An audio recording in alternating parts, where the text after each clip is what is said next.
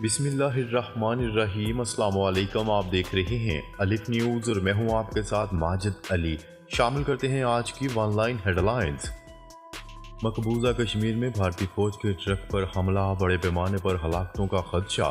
مقبوضہ کشمیر کے ضلع پونچھ میں بھارتی فوج کے ٹرک پر نامعلوم مسلح افراد نے گھات لگا کر حملہ کر دیا، جس کے نتیجے میں متعدد اہلکاروں کے ہلاک ہونے کا خدشہ ظاہر کیا جا رہا ہے۔ بھارتی نشریاتی ادارے NDTV کے مطابق مقبوضہ کشمیر کے ضلع پونچھ میں بھارتی فوج کے ٹرک پر اس وقت حملہ کیا گیا جب یہ ٹرک اہلکاروں کو لے کر بیس کی جانب جا رہا تھا۔ اب تک ٹرک میں موجود بھارتی فوجیوں کی تعداد اور ان کی خیریت کے حوالے سے آگاہ نہیں کیا گیا۔ خبریں زیر گردش ہیں کہ بڑے پیمانے پر بھارتی فوجی مارے گئے۔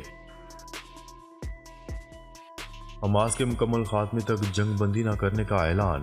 اسرائیلی وزیر اعظم نتن یاہو نے ایک بار پھر اپنے اس اعلان کو دہرایا ہے کہ اسرائیل غزہ سے حماس کے مکمل خاتمے تک کوئی جنگ بندی نہیں کرے گا۔ غیر ملکی خبرساں ادارے کی رپورٹ کے مطابق جمعرات کو اپنے تازہ بیان میں انہوں نے کہا ہے کہ ہم جنگ بند نہیں کریں گے جب تک کہ ہم اپنے طے شدہ ہدف حاصل نہ کر لیں۔ ہمارے ہدف میں حماس کا خاتمہ، یرغمالیوں کی رہائی اور غزہ سے اسرائیل کے لیے کسی بھی قسم کے خطرے کا امکان ختم کرنا ہے۔ غزہ میں جنگ بندی سے متعلق قرارداد پر ووٹنگ تیسری بار ملتوی۔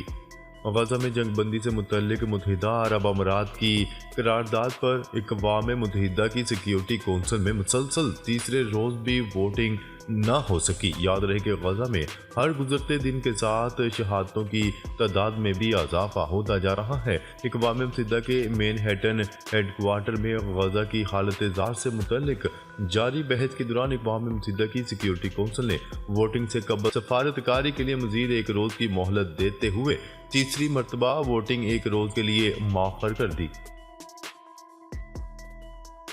اسرائیل نے ایک بار پھر جنوبی لبنان کے بعض علاقوں پر فضائی اور توپ خانے سے حملہ کر دیا۔ خبرساں ذرائع نے جنوبی لبنان کے متعدد علاقوں پر صہیونی فوج کے شدید توپ خانے اور فضائی حملوں کی اطلاع دی ہے۔ لبنانی خبرساں ایجنسی کی رپورٹ کے مطابق صہیونی فوج نے جمعرات کے روز جنوبی لبنان کے علاقوں کو توپ خانے سے نشانہ بنایا۔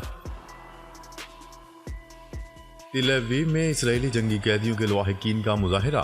صہیونی قیدیوں کے اہل خانہ نے تل ابیب میں وزارت جنگ کے قریب احتجاج کرتے ہوئے قریب میں واقع چوراہے کو بند کر دیا۔ صہیونی قیدیوں کے اہل خانہ نے تل ابیب میں وزارت جنگ کے مین گیٹ اور اسی طرف فوجی ہیڈ کوارٹر کے گیٹ پر جمع ہو کر احتجاج کرنے کے علاوہ وہاں راستوں کو بند کر دیا۔ حوثی باغیوں کی بحر احمر میں موجود امریکی جنگی جہازوں پر حملے کی دھمکی۔ یمن کے حوثی باغیوں نے اسرائیلی مدد کے لیے بحر احمر میں آنے والے امریکی جنگی جہازوں پر حملہ کرنے کی دھمکی دے دی۔ غزہ کی پٹی میں حماس کے جنگجوؤں نے حملہ کر کے سرنگ میں داخل ہونے والے 5 اسرائیلی فوجیوں کو جہنم واصل کر دیا، جبکہ 3 شدید زخمی ہو گئے۔ حماس کے عسکری ونگ القسام برگیڈز نے گزشتہ 72 گھنٹوں کے دوران اسرائیل کی 41 فوجی گاڑیوں کو نشانہ بنانے کے ساتھ اسرائیلی فوج کی سپلائی لائن اور ٹینکوں کو تباہ کرنے کا بھی دعویٰ کیا ہے۔ تازہ حملوں کے بعد ہلاک اسرائیلی فوجیوں کی تعداد 138 ہو چکی ہے۔ اسرائیل کے نہتے فلسطینیوں پر جارحیت نہ رک سکی، ایک دن میں مزید 85 فلسطینی شہید۔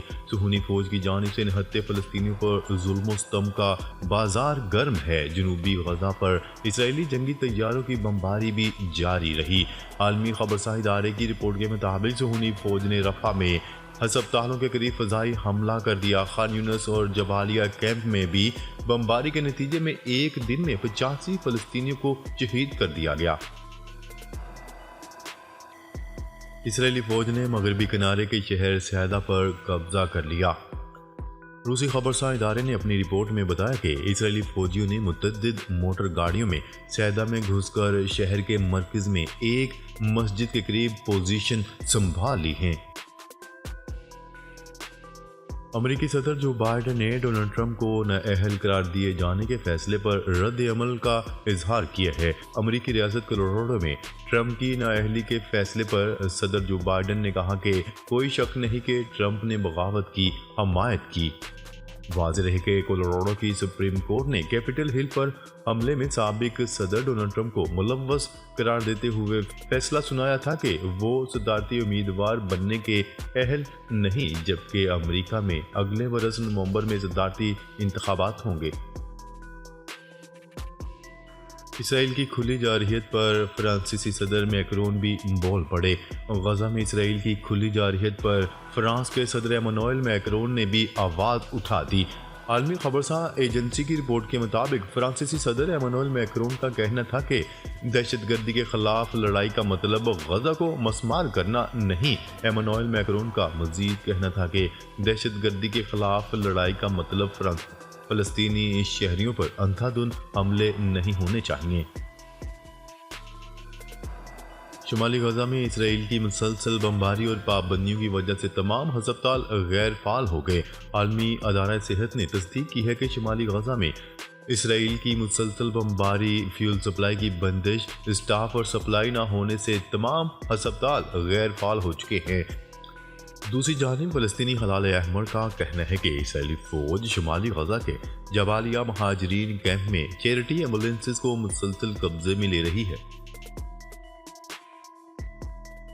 چین کی سمندری حدود پر فلپائن کو سنگین نتائج کی دھمکی۔ چین نے فلپائن کو خبردار کرتے ہوئے کہا ہے کہ وہ جنوبی غزہ میں صورتحال کا غلط اندازہ نہ لگائیں اور بیرونی عناصر کی باتوں میں آ کر کچھ ایسا نہ کرے جس کا خمیازہ صرف اسے بھگتنا پڑے۔ عالمی خبرساں ادارے کی رپورٹ کے مطابق چین کی جانب سے یہ دھمکی وزیر خارجہ وانگ ای نے اپنے فلپائنی ہم منصب کو ٹیلی فون پر دی۔ عمران خان کی توشہ خانہ کیس کا فیصلہ معطل کرنے کی درخواست مسترد، نااہلی برقرار۔ بانی چیئرمین پی ٹی آئی کی توشہ خانہ کیس کا فیصلہ معطل کرنے کی درخواست مسترد ہو گئی، جس کے باعث عمران خان کی نااہلی برقرار ہے۔ نیوز رپورٹ کے مطابق اسلام آباد ہائی کورٹ نے بانی چیئرمین پی ٹی آئی کی توشہ خانہ کیس کا سیشن کورٹ کا فیصلہ معطل کرنے کی درخواست مسترد کر دی۔